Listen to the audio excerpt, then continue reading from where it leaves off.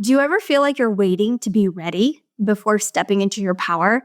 Whether you didn't grow up being encouraged to be seen or you're the only woman in the room, visibility can feel intimidating.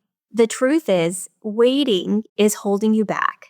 In today's episode, Bernice Chao, co-author of The Visibility Mindset, shares why you don't need to feel ready to lead and how you can build the skill to be seen and valued right now. If you're ambitious but feeling stuck, this is the conversation that will help you step into your full leadership potential. Get ready to be seen and heard. Let's dive in. Welcome to The Balanced Leader, hosted by Yan Dang, a leadership and life coach with over 20 years of corporate experience. Drawing from her journey as a former global finance leader and second-generation immigrant, Yan understands the unique challenges women face in male-dominated workplaces. Each episode offers insights on balancing masculine and feminine energies, mastering soft skills, and building emotional intelligence. Join us to transform frustration into empowerment and unlock your authentic leadership potential. All right, everyone. Welcome, podcast listeners. I have a very special show for you. We are here with Bernice Chao, and I want to talk a bit about visibility before we dive in together. One of the biggest challenges many women face in their professional journey, and this is something that I personally face as well, is feeling invisible. Whether it's walking into a meeting room as the only woman in the room or trying to speak up in spaces where leadership wasn't modeled or encouraged in your family, it can feel like an uphill battle. For so many of us, there's an unspoken fear. Fear of being judged, fear of standing out for all the wrong reasons, or fear that we simply don't belong in those spaces. I hear from women all the time that they feel they need to have everything figured out before they can take their seat at the table or own their true leadership voice. This pressure can stem from family systems where visibility wasn't a value, or from workplaces where you're not just the only, but often the first. And this fear, it's very real. But what if being seen wasn't about perfection or waiting until you feel ready? What if visibility was a skill, something you could cultivate and grow over time? Today, I'm so excited to dive into this topic with Bernice Chao, co-author of The Visibility Mindset, where she challenges these ideas and helps us understand that visibility isn't about being born into it or naturally confident. It's about stepping up even when you don't feel fully ready. Because waiting for the perfect moment often means missing out on opportunities that could change everything for you. So let's get into it. I have a very special guest, Bernice Chao, here, and she is an award-winning creative leader and also Chief Creative Officer for TDW & Co. She's also the founder of Asians in Advertising. So we're going to learn more about her, but this show is really about owning your voice, owning your being seen and visibility. And we have Bernice here. So Bernice, welcome to the show. Thank you for having me. It's such a pleasure to be here. Yeah. So tell us more about yourself. I know I kind of gave some titles, but if you could just give us a little bit more background, that would be great. Well, starting for where I grew up in Cupertino, which is, if you have an iPhone, that's where the iPhone is from. We saw these Apple buildings growing up and we're like, oh, we hope Apple makes it. It's like, they were kind of these like kind of forgotten buildings because IBM, this little company, this tiny company. And so I grew up with technology. So about fourth or fifth grade, the Mac 2GS came out. This is the first color computer. And as a kid that loved to draw and kind of look at the world and ways to kind of fix it, I always be like, oh, if they just made the freeway this way, or if they just put the handle here, would just been a little bit better. The idea of a computer was really exciting. I was doing early art, early websites. I love the idea of technology and art making something really new, which was such a great segue into what I do now. So I always credit to that time when I was in my junior year of high school and that you're faced with the reality of like, what am I going to do forever? Knowing that now people change careers, it's totally normal to not know what you do. And it's really hard to make an 18-year-old choose what they're going to do for the rest of their life. And so I just kind of looked around the world around me, who I knew, and this was before social media, that I was kind of trying to piece together what that could look like. And I am Asian American. My parents are Chinese and Taiwanese. And so the acceptable careers are lawyer, doctor, engineer. And so anything outside that, there was not really any guidance or resources for. Luckily, I have a sister that's a bit older, and she saw that I had this love for art. And she was like, okay, who do I know in my world that I should connect my little sister to? And at that time, she knew this woman that was a creative director at an accounting firm. And so for the first time in my life, I got to see a woman who was a mother of 3, who had a career in a creative field and was actually the breadwinner. It wasn't like she had that hobby career that she hoped she would make money. No, she was a complete mom that was a complete, I would say, badass, if I can say that here. Yeah, of course. It's so interesting. It's like creative director of like an accounting company, right? Yeah. Like, so it was adjacent to being acceptable. yes, yes. And so for me, that was the first time I was like, I want to be Christy. Christy is so cool. She makes great money. She gets to dress cool. She makes good money. I was like, oh my gosh, I want to be her.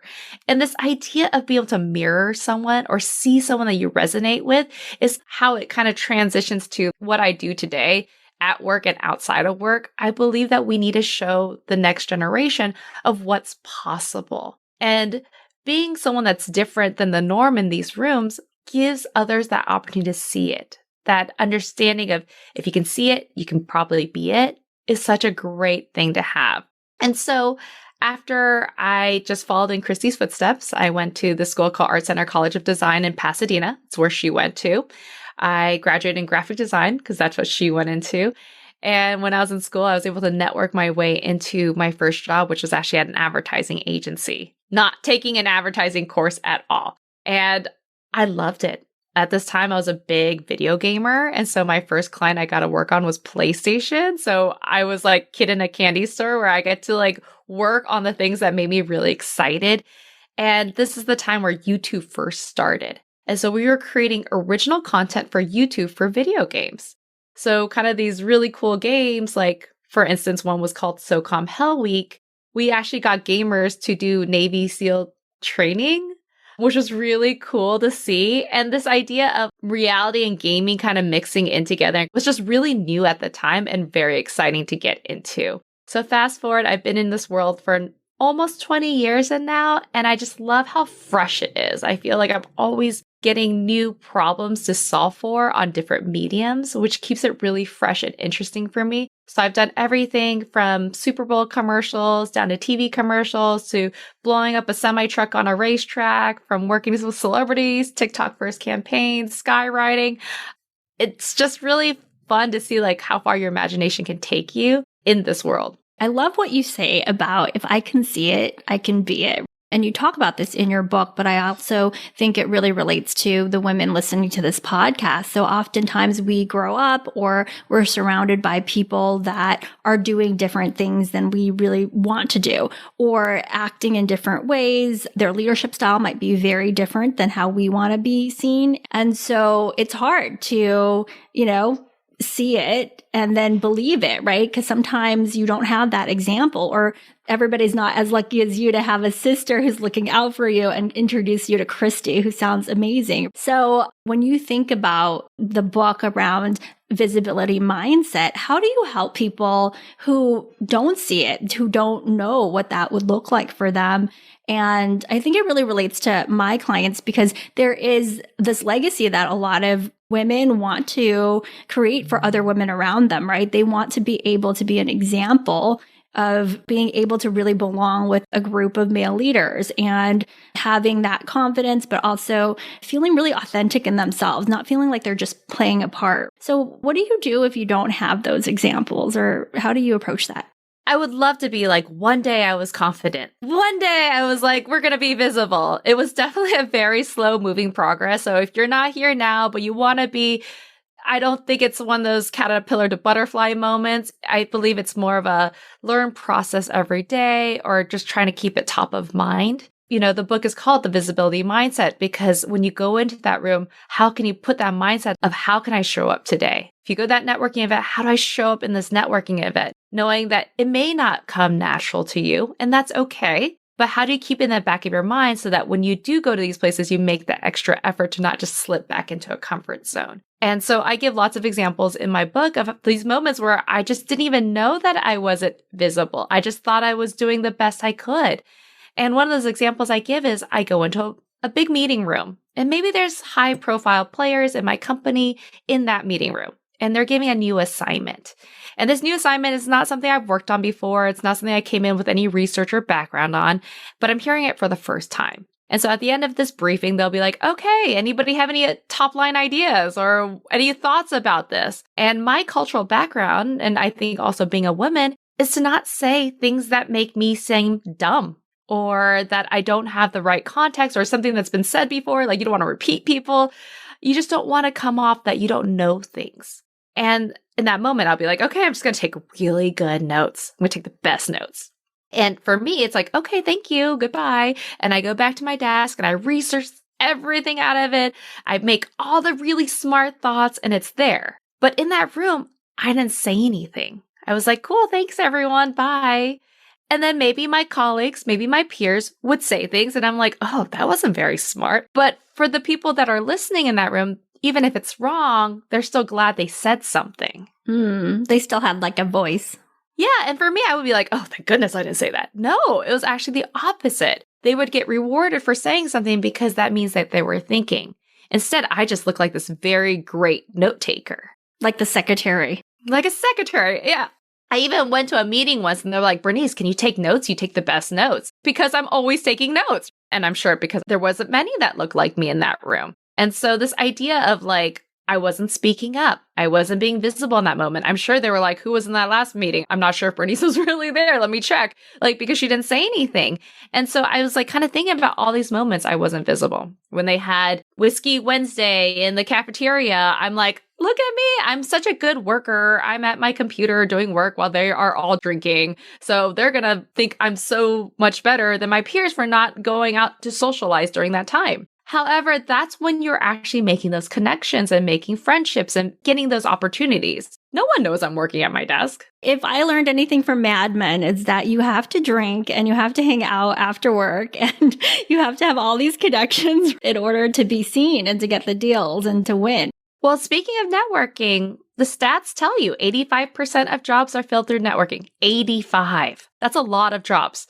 70% of jobs are not posted online. And so if you're not networking, you're not seeing those jobs, 70% of the jobs. And most of the times when they do post those jobs, they have an internal candidate in mind, or they've asked someone that already works there who they know. So there's a reference job. And as we know, when you move up in any field, there's less of those jobs. There's that one CEO job. You don't really see those just like listed publicly online. And so the only way to kind of know that these jobs are even coming up or being in consideration is being able to network. Having those connections go, oh my gosh, have you heard of this person? They are fantastic. But if we're too shy to make those connections or too shy about asking for what we want or what we're looking for, we're also not being considered for those opportunities. Yeah. So I love like how you are thinking about this. And particularly, I think women mostly know they're like, I know I need to network, but it's like that hurdle to do so. But in not doing so, I just like highlighting, they think you're the note taker. Or I was just talking to another woman leader who was like, people think I'm the tag along, like you're just shadowing or something and you're not really being part of it and owning that perception. When you think about visibility mindset, can you just give for our listeners what that definition is or like how people should be thinking about that? The simplest way to say it is you are your own best advocate. You are your own best advocate. You are your own marketing team for yourself. So how can you make yourself known for what you are good at, for what you want to be visible for, so that when your name comes into the room, they can associate you with something? It would be terrible if someone was like, Bernice, I don't know what she does. I don't know. She takes a lot of notes and she seems like a nice girl. Yes, versus like she has a huge ROI. She always delivers. She's so good at XYZ.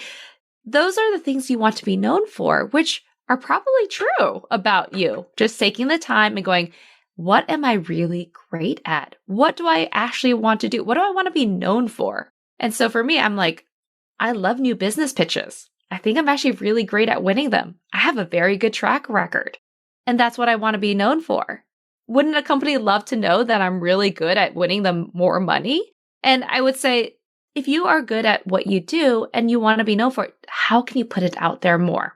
There are things we can completely control, like creating a website, putting stats on there, putting numbers or examples. And that's also for your LinkedIn and just being like very clear to others what you are good at. So as we know, when we meet new people, what is the first thing we do when we hear about someone else? You Google, right? You're like, oh, who is this person? Yeah, let me do some research.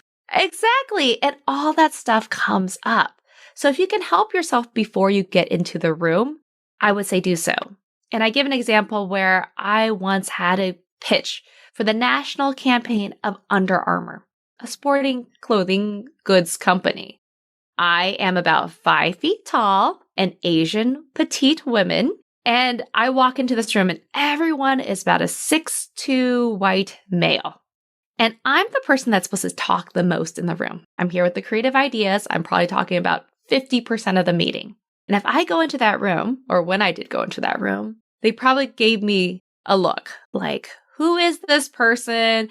She doesn't fit the rest of the cast here. And she probably doesn't play one of the sports that we focus on. Like the thought of like, she doesn't know anything about this. And I would say when you go in that room, how do you make sure people listen to you? Because if they're thinking those things, they're tuning you out. And instead, you want them to be like, oh my gosh, this is the right person. Thank goodness we have this person. I'm going to listen to every kernel they say.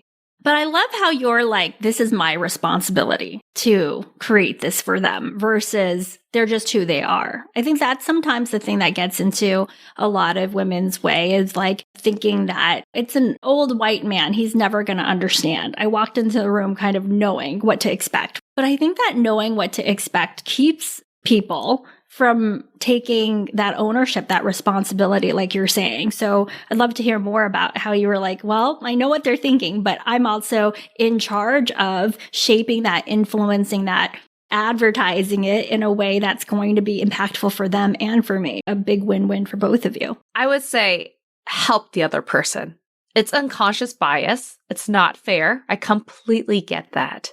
But it does me no good going, they need to learn. I don't need to do anything. It doesn't help you or the people that will come after you. It doesn't help me. It doesn't help my community. It doesn't help my company. But if I could help make the landing for someone to understand me a little bit easier, I say, let's do it. It makes it clear to understand who I am, even that work. Yeah. And you give them the opportunity to want to be educated, want to learn, want to be invited into your space and know you better. And I don't know, I also think like this like, trust, know factor becomes so much more important the more senior you are, the more visible, or even if you're like in sales and advertising, doing pitches, right? Like that factor matters a lot. And I think oftentimes people have this thought that, oh, the work's going to show up for itself. But you are the work, right? How do you see it? In addition to doing all that pre-reading, and hopefully they read the pre-reading, I would say help yourself in the meeting. Whether it's a page before you start with why you're in the room, so things you've worked on, why you have any credentials to be working on the thing you're working, knowing, putting your client hat on, what they're thinking when they look at you. So for me, I was like, we had under every team member in the room's picture, we had what sport we do. And so I wrote, I did an Ironman. I swam with a great white shark for 2 blocks. So while I don't play football, basketball, or soccer, I have an athlete's mindset. And that's pretty cool, right? It's probably something that most men in that room haven't done. And so it definitely gave me an edge there where they're like, okay, she might actually get our consumer. So I say whatever you can do to help. So I would say that would be things you can do about yourself, with the website, the LinkedIn, your portfolio, anything that you can do in the presentation itself. I also like to read about the clients. I also like to look at their LinkedIn, their bios, listen to the podcasts, the interviews they've been on to find places of commonality. Perhaps the conversation in the room is about something I don't know. And I would say as a child of an immigrant, second generation, I didn't get much knowledge into the category classic rock. And classic rock is a very common conversation in the world of advertising. And so I try to find those places that we can connect. so that if I do need to change the conversation where I can actually be authentically a part of it instead of like nodding along and having no actual interest in it or background in it, that I can find a place where we can kind of have a common place. And so we can build that relationship authentically. And I would say if you can move from this place of like, oh yeah, I understand this classic rock term, and you don't, and you're kind of faking it, it doesn't make you feel more confident in the room to then go on to present your work. But if I can make it from a place that you build that trust with something, I would say we're understanding each other and we're learning more. So I would say whatever you can do to kind of bridge those differences, find commonalities, because I believe to be visible in a room, you have to feel like you feel secure and that you feel comfortable in a room. Because you want to feel confident when you voice your opinion versus feeling, oh, should I say something?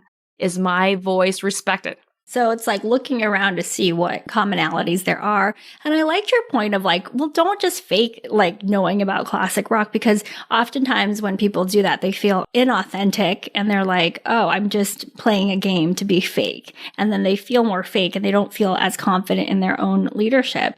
But you're actually saying go and find what else is common and how to bring that to the conversation. What do you think about with sports? Like, it's also football season. What if like somebody talks about every time I come in on a Monday morning, they're always talking about sports or how they all went golfing this weekend and I feel like I don't belong. And that's like, you just kind of close off and you don't really share. How would you tell somebody to approach that? I would say, yes, that stuff happens where you feel like you're not part of the group or the crew at the moment. And you're probably not the only one who feels like that. There's probably someone else that's like also doing their laundry list in their head of things that they need to do while someone else is having a conversation.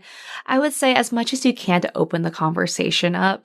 Yes, definitely let them have, their conversations that they want to have. But, if you can open the conversation up. What's everyone watching? What's everyone listening to? What's a great spot you can recommend to eat nearby? I would say try to move the conversation in a place that more people can feel inclusive of it. There's a stat by USA Today that said that 86% of Asian American men and 80% of Asian American women fundamentally don't feel like they belong in the workplace. And that's higher than other ethnicities, including Black women and people with disabilities. People don't often see that the people on their team feel like they don't belong. They may be really good at hiding it behind a smile nod, that they're just trying to fit in, but inside they really don't. And to think that nearly, 8 out of 10 Asians that you work with feel that way is a pretty high number. And we want to be more conscientious of what are those conversations that we're having, and are people really engaging in those conversations, or are they just quietly on the sidelines? Hi, podcast listeners. I have a very special invitation just for you. Ready to elevate your confidence and step into your full potential? Join me for an exclusive training called the Confidence Workshop. It's all about owning your leadership, and it's designed for women leaders just like you. Over 3 powerful days, January 8th through the 10th, we'll be meeting from 1 p.m. to 2 p.m. Eastern Standard Time. You'll gain the tools to break free of self-doubt, embrace your strengths, and lead with authenticity. Don't miss this opportunity to transform your mindset and show up as the leader you were meant to be. Sign up now and start your confidence journey today. You can sign up at aspire-coaching.co/confidence. That's aspire-coaching.co/confidence. Can't wait to see you there. I know in your book you also talk about stereotypes, because there is that stereotype like, oh, maybe she's the quiet Asian, person in the corner, or, they just like to be quiet, or, having those stereotypes. If you are somebody, right, at work, and that is something strong, like you feel like people are going to have stereotypes about you, what are the ways that in your book you talk about navigating that or being with that in thinking about the visibility mindset? Well, let's talk about what a stereotype is, or what an unconscious bias is. It's basically saying, if you are this, therefore you are that. If you are an Asian woman, you must be good at taking notes. You must be a quiet person. You must be submissive, whatever that. You're Asian, you're good at math. That's what a stereotype is. It's using what you know from your life and making those assumptions. So whether that's media, whether that's what society has taught you, what you've kind of grown to learn, that is what that is. And so how do you deal with those moments? How do you deal with stereotypes? It could be really uncomfortable. It doesn't feel good to be judged by others or being dismissed by people's assumptions of you. I always say it's better to have the conversation than not to have it. 80% of people rather run from a hard conversation at work than to have it. But as a community who's often not had this conversation, I feel like a lot of things have just been able to kind of get away with it. And what I say by that is I feel like other communities are really good about taking back some language. Like, you're not allowed to say that. That's not cool. However, for the Asian American community, we haven't really done that. And so I'll still be in rooms where I hear things that I'm like, wow, that makes me really uncomfortable. How is no one flagging that language? Such as when we were in a conversation about the clients doing something wrong, it was said, the clients are going to Shanghai us. Or I was in another room where it was like, I heard this a couple times in the same year. It's like, oh, it's like opening the kimono. And I just hear these things and I'm like, how are we not stopping ourselves and going, whoa, I probably should have said that. And I think it's because this community hasn't said that's not okay. So if we can teach others, I say, don't make it like a calling them out. Think of it as calling them in. Think about it, approaching it in a way that you're helping them not look dumb going forward. And so I have a really good friend. She grew up in the UK. And as we were walking down the street, there was my 3-year-old son, her 3-year-old son. And she was like, my son is speaking like a Chinaman. And I looked at her going, wait, what did I just hear? And she's like, because he's not speaking well. Yeah, because his English isn't very good, right? He's still trying to form sounds and words. And so it's coming up a little jumbled, as a toddler would. And is now equated to a whole community of people who are known to not speak well, right? And this is just a very common saying in our country.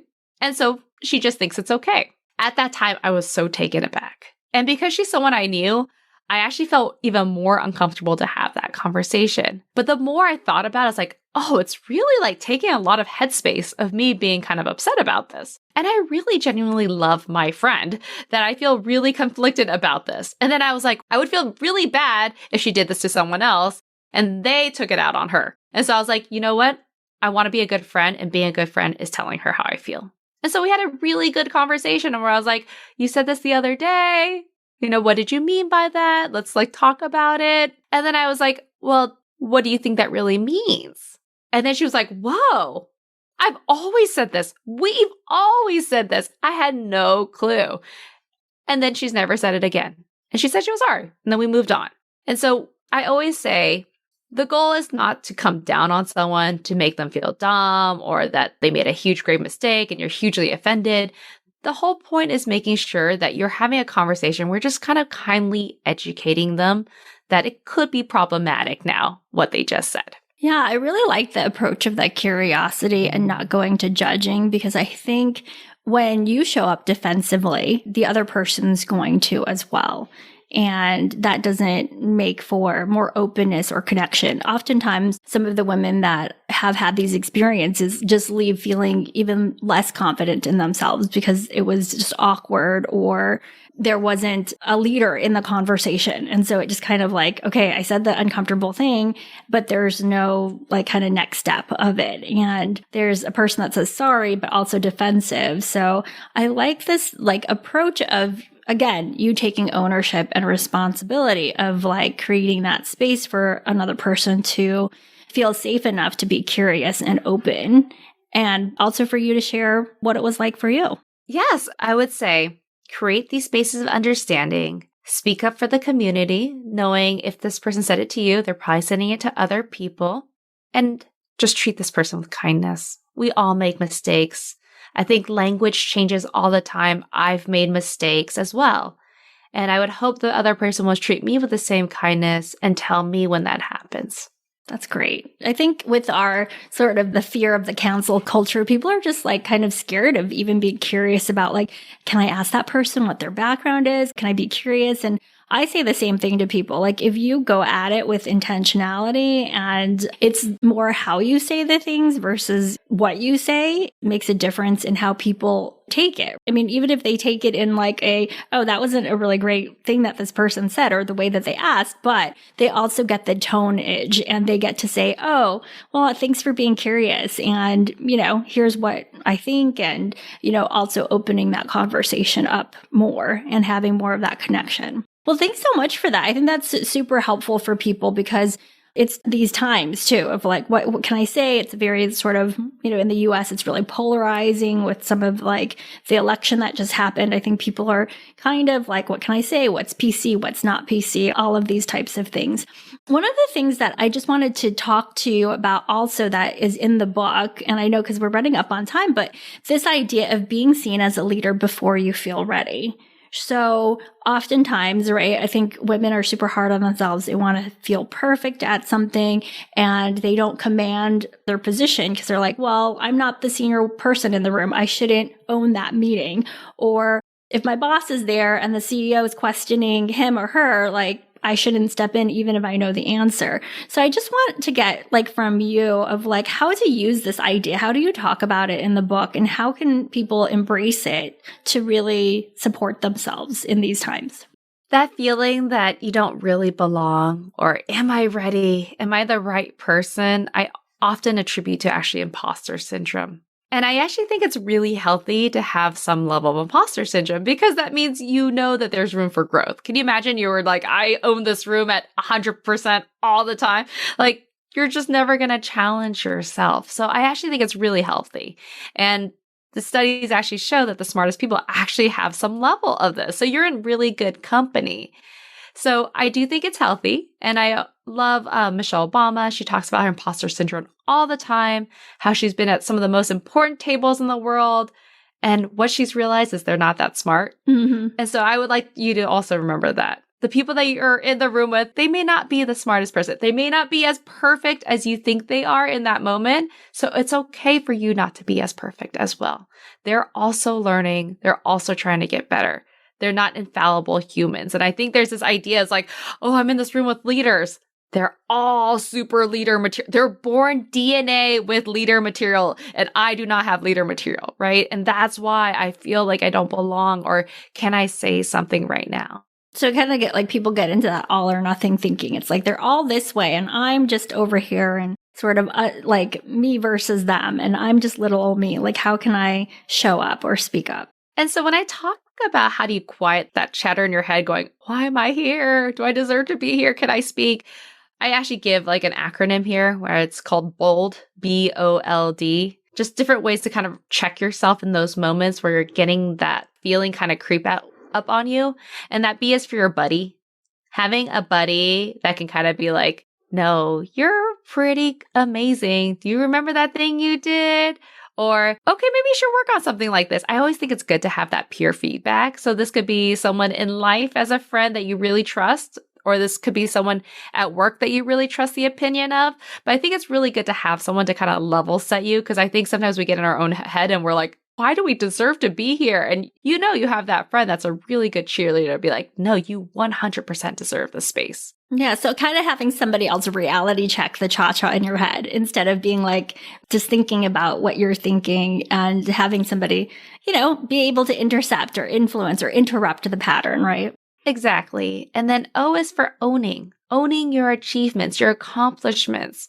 So many times as women, we're in a busy, busy, frantic world. We're going from one thing to the next, or kids or life, just project to project, that we don't really kind of sit in our achievements. Like, oh my gosh, I did that. Whoa, I'm amazing. Like, when do we ever give ourselves that pat on the back? So whatever you can do to kind of hold that space for yourself, even if it's a Google spreadsheet, after you do it, just drop something on that spreadsheet to remind yourself. Is it a copy and paste it from an email? Is it a screenshot into a folder? Whatever that is, putting your awards on your walls, whatever that is, to remind yourself that you are very good at what you do and other people see it. I would say make that easily accessible for you to see. The L is to know we're on a learning journey. We talk about this curiosity, to know that Even if you fail, we're just here to learn and grow. So I give the example, you're giving a presentation. You completely flub. You say the wrong stats, you forget some words, you kind of stumble, whatever that is, you flubbed it. You can have one of two reactions here, right? Like, oh my gosh, I need to get better, or I will never speak again. I am not a good presenter. I should never be doing this. But if you're saying, oh, I should just learn to get better. Where can I learn how to speak better? Is that Toastmasters? Am I pre-recording myself? Am I practicing in that room?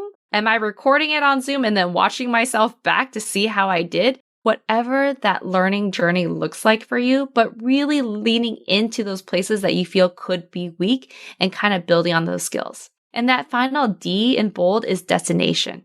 If you have your eye on the prize, it's really helpful.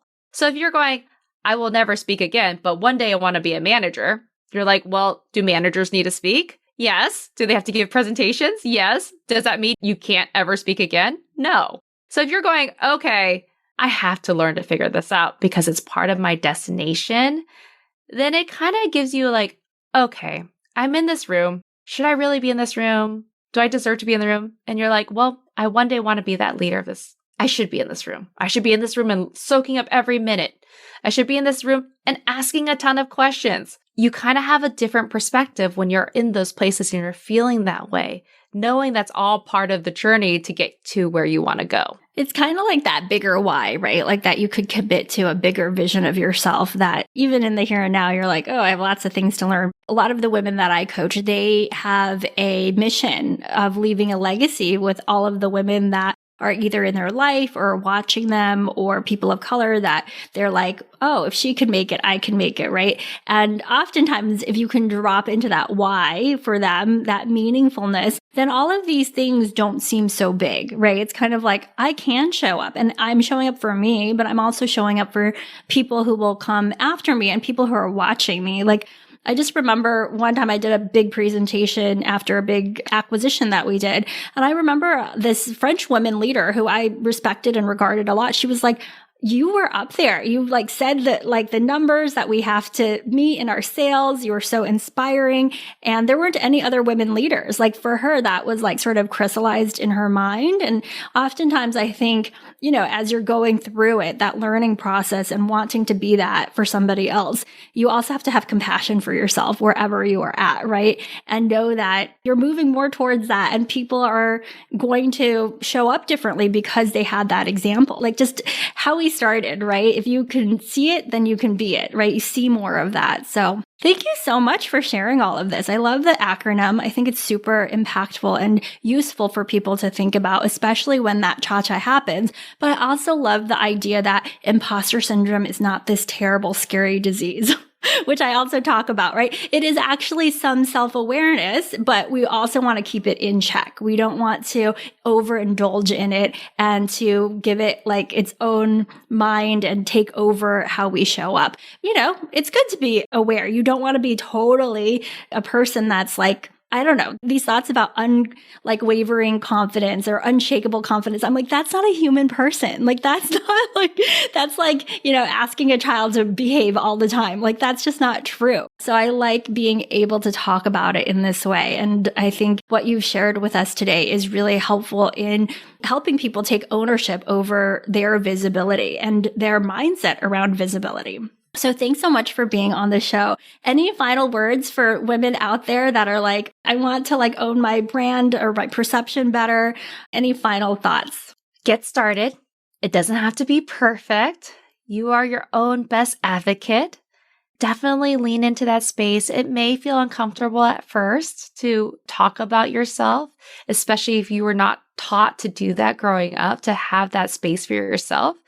Find your rhythm in it. I don't come out going, this is me. I kind of find my own subtle ways that I feel comfortable with it. So definitely find your space that you want to hold for your own visibility in a way that feels authentic to you. And take a moment and look at the people that you follow or that you really respect in the industry. You can kind of see their different ways at it, what ways you like and what ways you don't. And so you can kind of get that inspiration from those out there. Thank you so much. Well, Bernice, if people want to get your book or connect with you, what are the ways that they can do that? Well, absolutely. Feel free to reach out to me. I'm pretty easily Googleable. My name is Bernice Chao. It's on LinkedIn. I'm on Instagram, and my book is available pretty much everywhere. It's The Visibility Mindset. And thank you again for having me. Have a great rest of your day. I will see you guys all next week. Thanks, Bernice. Bye. Thank you. If you enjoyed today's episode and don't want to worry about missing another one in the future, you can follow the show. And if you haven't done so already, I would really appreciate it if you could share the podcast with others who you think could benefit from it. And leave a rating and review to let me know what you think. I'm creating this show just for you, so I want to know what you want to hear about in the coming episodes. Visit www.aspire-coaching.co/podcast launch for step-by-step instructions on how to follow, rate, and review. Thank you for tuning in, and take care until next time. Thank you for being a part of the Balanced Leader community. We hope you found today's episode inspiring and actionable. For more resources and to connect with Jan, visit us at aspire-coaching.co. Until next time, keep leading with confidence and purpose.